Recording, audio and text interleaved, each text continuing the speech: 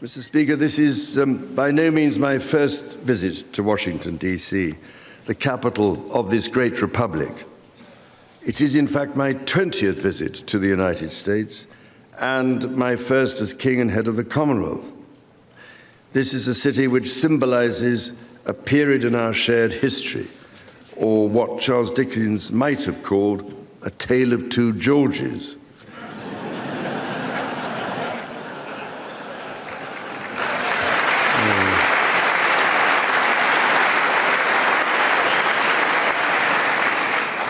The first president, George Washington, and my 5 times great-grandfather, King George III.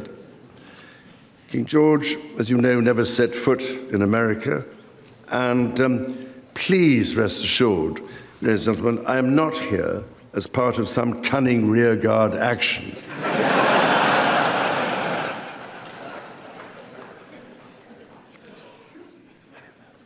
The founding fathers were bold and imaginative rebels with a cause.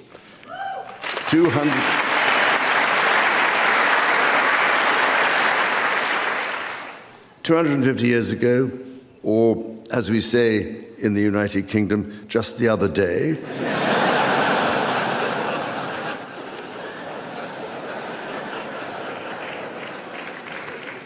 they declared independence by balancing contending forces and drawing strength in diversity.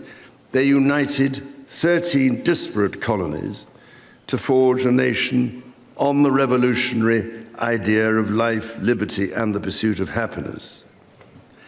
They carried with them and carried forward the great inheritance of the British Enlightenment, as well as the ideals which had an even deeper history in English common law and Magna Carta.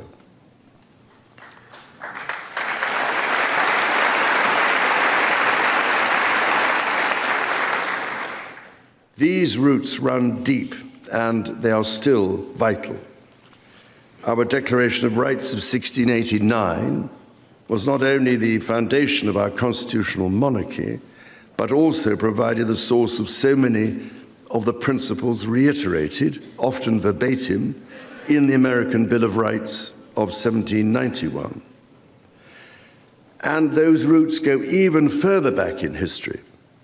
The US Supreme Court Historical Society has calculated that Magna Carta is cited in at least 160 Supreme Court cases since 1789, not least as the foundation of the principle that executive power is subject to checks and balances.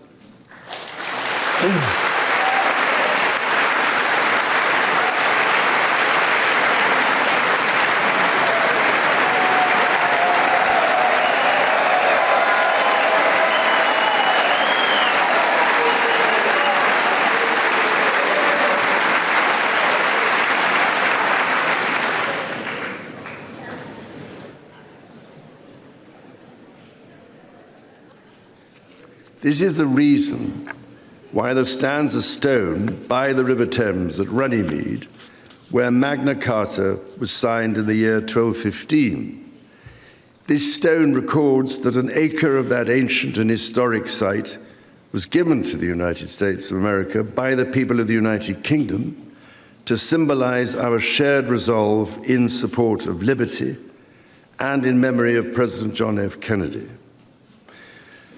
Distinguished members of the 119th Congress, it is here in these very halls that this spirit of liberty and the promise of America's founders is present in every session and every vote cast, not by the will of one, but by the deliberation of many, representing the living mosaic of the United States.